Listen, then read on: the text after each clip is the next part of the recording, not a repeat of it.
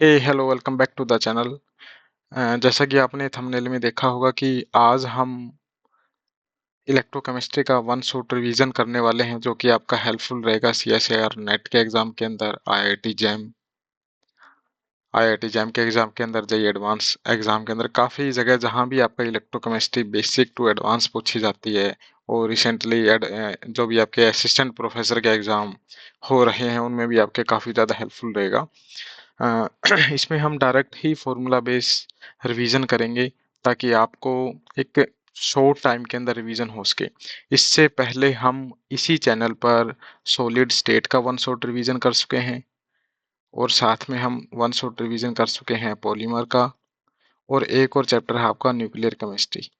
इन 3 chapters का हम आप प्लेलिस्ट के अंदर जाके देख सकते हैं, रिवीजन नाम से प्लेलिस्ट है, उसमें हम ये तीनों चैप्टर्स का वन शॉट रिवीजन कर चुके हैं। आज हम इलेक्ट्रोकेमिस्ट्री का वन शॉट करेंगे जो कि हमारा पार्ट 1 रहेगा। ज़्यादा बड़ी हम वीडियोस नहीं बनाते, लेक्चर्स 10-15 मिनट का आपका लेक्चर होगा। अब स्टार्ट करते हैं ज़्यादा टाइम ना लेते हुए। आपने सुना होगा कि एक बेसिक से स्टार्ट करते हैं, आपका एक इलेक्ट्रोकेमिकल सेल सुना होगा आपने, इलेक्ट्रोकेमिकल सेल। स्पीड को आप अपने अकॉर्डिंग कम ज़्यादा कर लीजिएगा। इलेक्ट्रोकेमिकल सेल आपने सुना होगा, दूसरा आपने गैल्वेनिक सेल के बारे में आपने सुना होगा, और तीसरा इलेक्ट्रोलिटिक सेल के बारे में आपने सुना होगा, इलेक्ट्रोलिटिक सेल के बारे में आपने सुना होगा। अब इनके अंदर डिफरेंस क्या क्या है, काफ़ी बार हम कंफ्यूज हो जाते हैं। तो इलेक्ट्रोकेमिकल सेल, ठीक है। अब यह देखें भाई, इलेक्ट्रोकेमिकल सेल और गैल्वेनिक सेल दोनों एक ही है, दोनों क्या है, सेम है। हम देख सकते हैं इलेक्ट्रोकेमिकल सेल के अंदर ही इलेक्ट्रोकेमिकल सेल का एडवांस वर्जन ही आपका गैल्वेनिक सेल होता है, ठीक है। इलेक्ट्रोकेमिकल सेल के अंदर आपने ये जरूर देखा होगा, सोल्ट ब्रिज का हम यूज करते होते हैं, ये आपका सोल्ट ब्रिज होता है, ठीक है। लेकिन गैल्वेनिक सेल के अंदर सोल्ट ब्रिज यूज नहीं करते, पोरस पोर्ट आप यूज कर लेते हैं। क्या यूज कर लेते हैं हम लोग? पोरस पोर्ट यूज कर लेते हैं, ताकि हमें सोल्ट ब्रिज की रिप्लेसमेंट हो जाते हैं यहाँ पे पोरस पोर्ट से। अब हमने क्या सीखा भी, जो आपका इलेक्ट्रोकेमिकल सेल है और गैल्वेनिक सेल है, दोनों एक ही चीज है, और इलेक्ट्रोलिटिक सेल आपका अलग है। अब आप देखें भाई, इलेक्ट्रोलिटिक सेल्स कौन से होते हैं, जो कि इलेक्ट्रिकल एनर्जी को, जो आपकी इलेक्ट्रिकल एनर्जी को कन्वर्ट कर देते हैं आपका केमिकल एनर्जी के अंदर, उनको बोलते हैं हम इलेक्ट्रोलिटिक सेल्स। और जस्ट अपोजिट इसका है, जो आपका केमिकल एनर्जी को कन्वर्ट करेंगे इलेक्ट्रिकल एनर्जी के अंदर, उनको बोल देते हैं हम इलेक्ट्रोकेमिकल सेल और गैल्वेनिक सेल। अब एक और क्वेश्चन आपका यहाँ बनता है कि आपका जो इलेक्ट्रोलिटिक सेल्स होते हैं उसके अंदर कैथोड और एनोड क्या होते हैं, ठीक है। एक आपका होता है कैथोड, दूसरा होता है एनोड। और ये बात आपने काफी टाइम से सुन रहे होगे, ऑलवेज ऑलवेज कैथोड पे क्या होता है, रिडक्शन होता है। कहीं भी हो आपका कैथोड पे हमेशा रिडक्शन होगा। रिडक्शन का क्या मतलब है? गेन ऑफ इलेक्ट्रॉन्स, इलेक्ट्रॉन्स आपके गेन होंगे। और एनोड पे क्या होगा? आपका ऑक्सीडेशन होगा। याद रखने वाली बात है। ऑक्सीडेशन का क्या मतलब है? आपका लॉस ऑफ इलेक्ट्रॉन, इलेक्ट्रॉन्स का लॉस होगा। ये वाली चीज में भी आपको याद थी, आप याद कर लेना। अभी कैथोड के ऊपर आपका क्या होगा, रिडक्शन होता है इलेक्ट्रोलिटिक सेल के अंदर, और एनोड के ऊपर आपका ऑक्सीडेशन होता है। ये वाली बात याद रखना। आगे हम देखते हैं आपका मेनली इस पर्टिकुलर लेक्चर के अंदर हम कवर करेंगे। सबसे पहले आएगा आपका रेजिस्टेंस। क्या आएगा? रेजिस्टेंस। रेजिस्टेंस से आप क्या समझते हैं? इसको हम कैपिटल आर से लिख देते हैं, रिप्रेजेंट करते हैं, और इसका फॉर्मूला, इसकी यूनिट हो जाती है भाई इसकी ओम, ठीक है। ओम को हम डिनोट करते हैं इससे, ये इसकी क्या है, यूनिट है। अब रेजिस्टेंस क्या होता है? यानी कि रेजिस्टेंस नाम से ही आपका दिख रहा है कि भाई कोई भी चीज आपकी फ्लो कर रही है, फ्लो कर रही है, और उसके अंदर रुकावट आ गई। मान लें हमने यहाँ पे क्या डाल दिया, एक पत्थर डाल दिया, कोई क्यूबिकल बॉक्स डाल दिया, ठीक है। क्यूबिकल बॉक्स है, अब ये यहाँ से यहाँ फ्लो कर रहा है, बीच में क्या रुकावट आ गई, यानी कि इसकी स्पीड कम हो गई, तो ये इसके लिए क्या है, ये बॉक्स क्या है कि बैरियर है, और बैरियर को हम इसमें क्या बोलते हैं, रेजिस्टेंस है। ऐसे ही आपका जब इलेक्ट्रिकल एनर्जी फ्लो करती है, किसी भी वायर के अंदर इलेक्ट्रिसिटी फ्लो करती है, या फिर आयंस किसी भी कंटेनर के अंदर मूव करते हैं आपके, ये आपका कटायन है, अनायन है, कटायन है, अनायन है, मूव करते हैं। मूव करते टाइम जो भी इनको रुकावट पैदा होती है या फिर रुकावट महसूस होती है, उसी को हम क्या बोल देते हैं, रेजिस्टेंस बोल देते हैं, ठीक है। बस इसी रेजिस्टेंस के 2-3 आपको याद रखना है। जैसे जैसे ईट आपने सुनोगा, अब फैक्टर्स क्या क्या हैं जो कि आपके रेजिस्टेंस को इंक्रीज करते हैं। जितना ज्यादा आपका फ्लूइड विस्कस होगा, यानी कि जितनी ज्यादा इसकी फ्लूइड की विस्कोसिटी होगी, उतना ज्यादा आपका क्या होगा, रेजिस्टेंस होगा। फ्लो करने में उतनी दिक्कत आएगी। दूसरा देखना भी आपके पास कटायन है और अनायन है। अगर इंटर अनायनिक, ठीक है, इंटर आयनिक इंटरेक्शन जितना ज्यादा होगा उतना ही कम फ्लो करेगा। यानी कि जितने ज्यादा इन दोनों के बीच में बॉन्ड स्ट्रोंग होगा, इंटरेक्शन ज्यादा होगा, तो फ्लो फ्लो क्या होगा, कम होगा ऑब्वियसली। फ्लो कम होगा तो क्या होगा भाई, रेजिस्टेंस ज्यादा है। यही बात समझ में। अब तीसरी बात है आपका प्रेशर। अगर इसमें हम प्रेशर को इंक्रीज कर देते हैं, मान के चलो आपका ये कंटेनर है, एक यहाँ पे हमने पिस्टन लगा रखा है, ध्यान से देखना, बस बेसिक से कर रहे हैं शुरुआत में।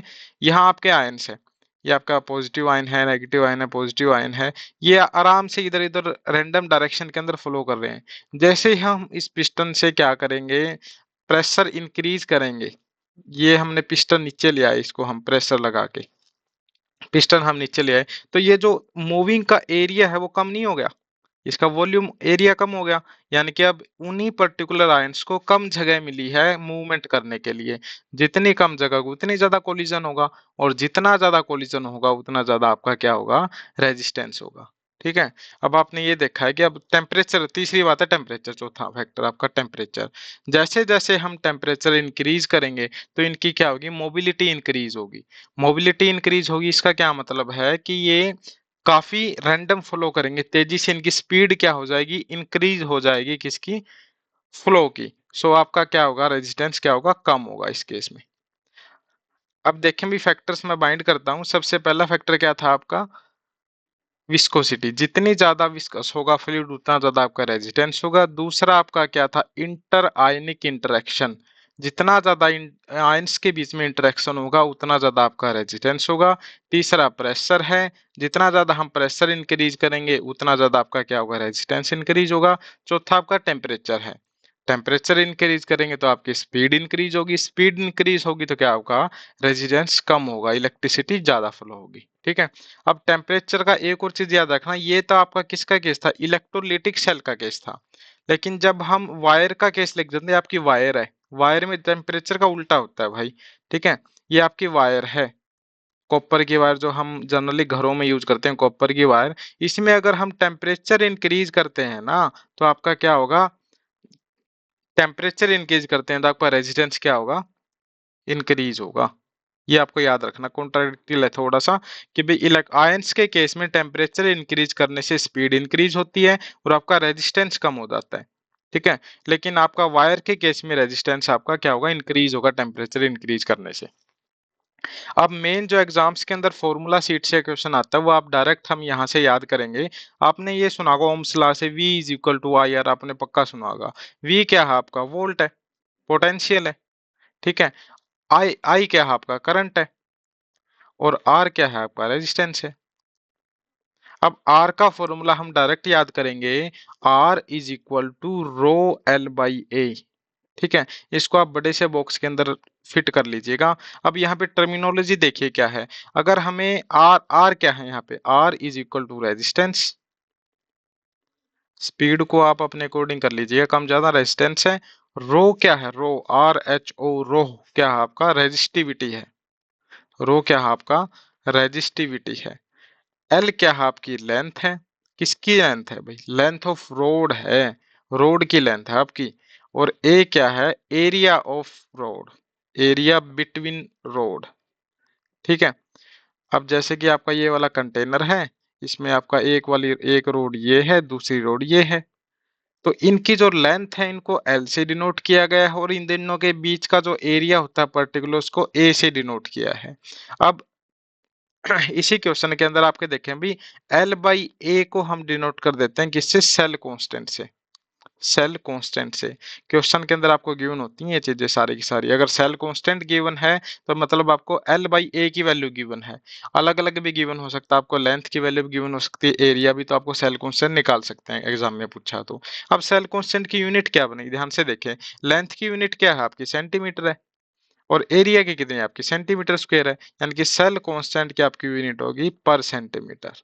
यूनिट्स का बहुत अच्छे से ध्यान रखना आपको। और रेजिस्टेंस की यूनिट क्या थी आपकी, ओम थी।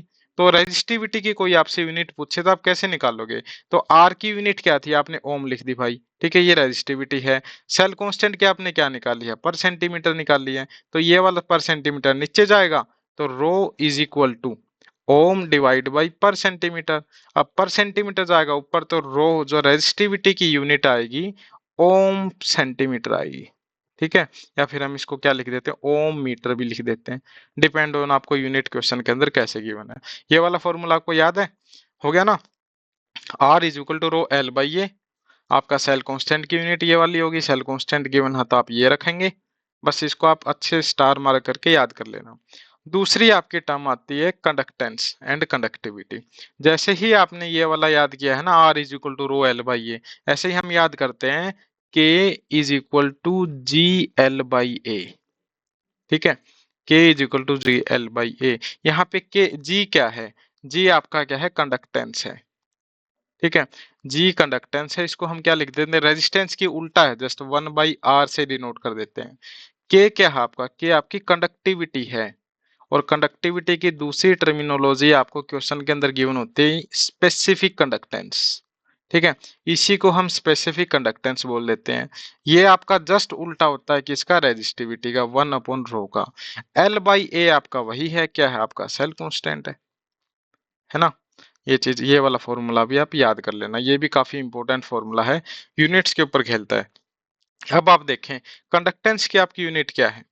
अब कंडक्टिविटी की आपसे यूनिट पूछे तो कंडक्टेंस की यूनिट क्या है आपकी, साइमन है, और यहाँ पे कितना हो गया, साइमन पर सेंटीमीटर। क्या होगा, साइमन पर सेंटीमीटर।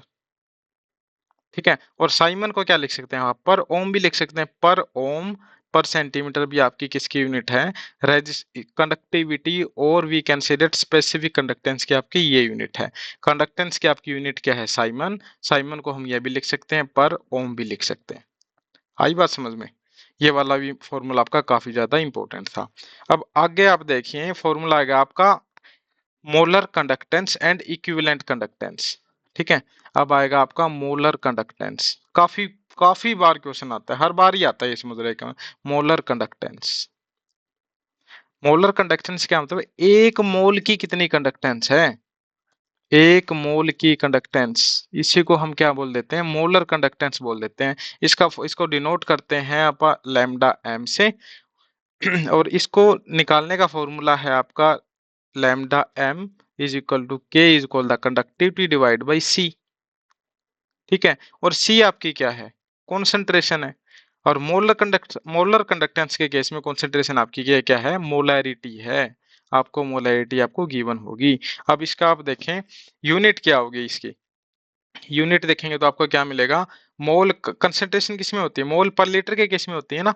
अब lambda M is equal to conductivity की यूनिट आपने क्या देखी थी, साइमन पर सेंटीमीटर, क्या देखी थी, साइमन पर सेंटीमीटर, और कंडक्टेंस की क्या है आपकी, ओ सॉरी कंसेंट्रेशन, मोलैरिटी की, मोल पर लीटर, तो इसकी यूनिट होगी आपकी साइमन पर सेंटीमीटर पर मोल, और ये हो गया लीटर। अब ऐसे तो यूनिट ये क्या है, एज पट ये आप देखेंगे सेंटीमीटर और लीटर के अंदर क्या डिफरेंस है। अब आप ये देखना कि सबसे बड़ी यूनिट होती है आपकी मीटर क्यूब, 1 मीटर क्यूब, फिर आपकी 1 लीटर, देन आपकी 1 ml। एक आपको ये याद रखना, सबसे बड़ी यूनिट आपकी metre cube, then litre, then ml। और 1 ml किसके बराबर है, 1 ml is equal to 1 centimetre cube के इक्वल है आपका, और 1 डेसीमीटर क्यूब किसके इक्वल है आपका, 1 लीटर के इक्वल है। ये वाला आपको काफी ज्यादा याद रखना पड़ेगा। ठीक है, अब आप देखो कि 1 लीटर के अंदर कितने होते हैं भाई, 1000 ml होते हैं ना, यानी कि 10⁻³ ml है। तो ऐसे हम यूनिट कन्वर्ट करेंगे तो आपकी मोलर कंडक्टिविटी की आपकी यूनिट आएगी, मोलर कंडक्टेंस की, वो आएगी साइमन सेंटीमीटर स्क्वायर पर मोल।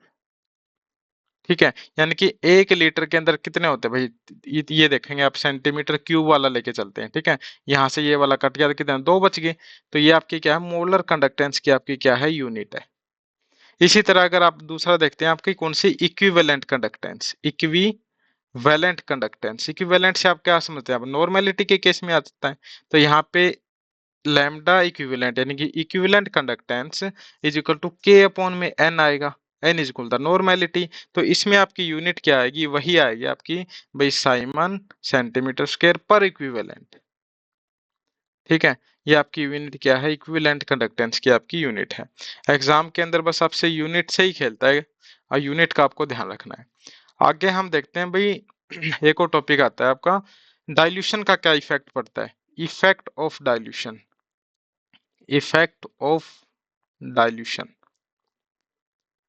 यानी कि हम जैसे जैसे कंसंट्रेशन को कम करेंगे तो आपका क्या क्या किन किन चीजों पे इफेक्ट पड़ेगा। अब आप देखें, ये आपकी कंडक्टेंस, ये आपकी है मोलर कंडक्टेंस, ये है आपकी इक्विवेलेंट कंडक्टेंस। इन चीजों का आपको ध्यान रखना है कि जैसे जैसे हम डाइल्यूशन इंक्रीज करेंगे, जैसे जैसे हम डाइल्यूशन करेंगे यानी कि कंसंट्रेशन कम करेंगे, तो आपकी कंडक्टेंस भी इंक्रीज करेगी, मोलर कंडक्टेंस भी इंक्रीज करेगी और इक्विवेलेंट कंडक्टेंस भी इंक्रीज करेगी। और याद रखना आपको ये स्टार मार्क करके, जो आपकी जो कंडक्टिविटी है जिसको हम बोल देते हैं स्पेसिफिक कंडक्टेंस, वो आपकी डाइल्यूशन के साथ डिक्रीज करेगी। डाइल्यूशन करेंगे तो वो वाली चीज आपकी डिक्रीज करेगी। रीजन ये है कि जो कंडक्टिविटी को हम कहते हैं स्पेसिफिक कंडक्टेंस, ये पर्टिकुलर एक वॉल्यूम के लिए लेके चलते हैं हम भाई, इस वॉल्यूम के अंदर ही देखना हमें, ठीक है। जैसे जैसे डाइल्यूशन इंक्रीज करेंगे तो यहाँ से आयन से बाहर चले जाएंगे, लेकिन देखना हमें इसी वॉल्यूम का है। तो यही रीजन है आपका कि जब जैसे जैसे हम डाइल्यूशन इंक्रीज करेंगे तो आपकी कंडक्टेंस, मोलर कंडक्टेंस, इक्विवेलेंट, ये सारी इंक्रीज करेगी, लेकिन आपकी जो स्पेसिफिक कंडक्टेंस है वो क्या करेगी, डिक्रीज करेगी। अब इससे क्या आपको देखने को मिला कि आपकी ये जो स्पेसिफिक कंडक्टेंस है ये इंटेंसिव प्रॉपर्टी है। आप कौन से इंटेंसिव प्रॉपर्टी है, यानी कि अमाउंट के ऊपर डिपेंड नहीं करती। और जबकि आपकी ये वाली सारी प्रॉपर्टी, ये जो कंडक्टेंस है आपकी एक्सटेंसिव प्रॉपर्टी है, एक्सटेंसिव। याद रखना एक एक टर्म को, बस रिवीजन चल रहा है। डिपेंड ऑन क्वांटिटी, यानी कि ये आपकी क्वांटिटी के ऊपर डिपेंड करती है। अब आप देखना कि भी क्या ये तीनों चीज स्ट्रॉन्ग इलेक्ट्रोलाइट और वीक इलेक्ट्रोलाइट दोनों के केस में सेम रहेगा। हाँ भाई, इंक्रीज तो होगा चाहे वो स्ट्रॉन्ग इलेक्ट्रोलाइट हो वीक हो। वीक के केस में क्या होगा, रैपिडली इंक्रीज करेगी, ठीक है। वीक के केस में आपका रैपिडली इंक्रीज करेगी। आपकी कॉन्सेंट्रेशन का ग्राफ है, ये आपकी क्या है, कॉन्सेंट्रेशन है, और यहाँ पे क्या आपकी मोलर कंडक्टेंस लगा लो या कुछ भी। स्ट्रॉन्ग इलेक्ट्रोलाइट के केस में तो ये ऐसे आराम से करेगी भाई, ठीक है। और वीक इलेक्ट्रोलाइट के केस में ऐसे जाएगी ना। ये आपका ग्राफ है वीक इलेक्ट्रोलाइट का, और ये है आपका स्ट्रॉन्ग इलेक्ट्रोलाइट का। यहाँ इस तरफ मूव करेंगे तो यहाँ तो कॉन्सेंट्रेशन इंक्रीज हो रही है, राइट तरफ कम करेंगे, यानी इसी को हम डाइल्यूशन बोलते हैं। बस यही चीज थी। अब मैं रिकैप कर देता हूँ इस लेक्चर का कि हमने क्या देखा। अपने इलेक्ट्रोकेमिकल सेल के बारे में देखा, इलेक्ट्रोलिटिक सेल। देन मेन जो हमने फॉर्मूले देखे वो कि R is equal to rho L by A, ये वाला फॉर्मूला देखा हमने। K is equal to G L by A, ये वाला फॉर्मूला हमने देखा। तीसरा हमने देखा मोलर कंडक्टेंस का is equal to conductivity divide by molarity, ये हमने देखा। तीसरा हमने देखा इलेक्ट्रिक कौन सा, इक्विवेलेंट कंडक्टेंस K अपॉन में नॉर्मेलिटी, ये वाला फॉर्मूला हमने देखा। अब एक और चीज याद करते हैं भाई, molar conductance and equivalent conductance के अंदर क्या रिलेशन है। तो इसको याद रखना बहुत अच्छे से कि आपका जो मोलर कंडक्टेंस है इज इक्वल टू जेड, यानी कि number of equivalent multiply equivalent conductance, इसके ऊपर आपका डिपेंड करता है। जेड क्या है आपका, नंबर ऑफ आयंस या कितने आपके एक्सचेंज होते हैं, हम दिखा लिखते हैं, फैक्टर बोल देते हैं इसको। ये वाला आपको बहुत अच्छे से ध्यान रखना है। तो यहाँ पे आपका पार्ट 1 हम बाइंड करते हैं। हाँ सॉरी, साथ में हमने क्या देखा कि आपकी यूनिट्स कन्वर्जन के अंदर याद रखना इसको, 1 ml आपका किसके बराबर होता है भाई, 1 सेंटीमीटर क्यूब के इक्वल होता है, ठीक है। और 1 डेसीमीटर क्यूब किसके बराबर होता है, 1 लीटर के बराबर। क्वेश्चन सोल्विंग हेल्प करेगा। तीसरा मीटर क्यूब आपकी बड़ी यूनिट है, देन आपकी लीटर है, देन आपकी ml है। ये वाली चीज आपको याद करनी है। चलिए फिर आज आपका पहला पार्ट यहाँ पे इधर ही बाइंड करते हैं, नेक्स्ट लेक्चर के अंदर मिलते हैं आपको।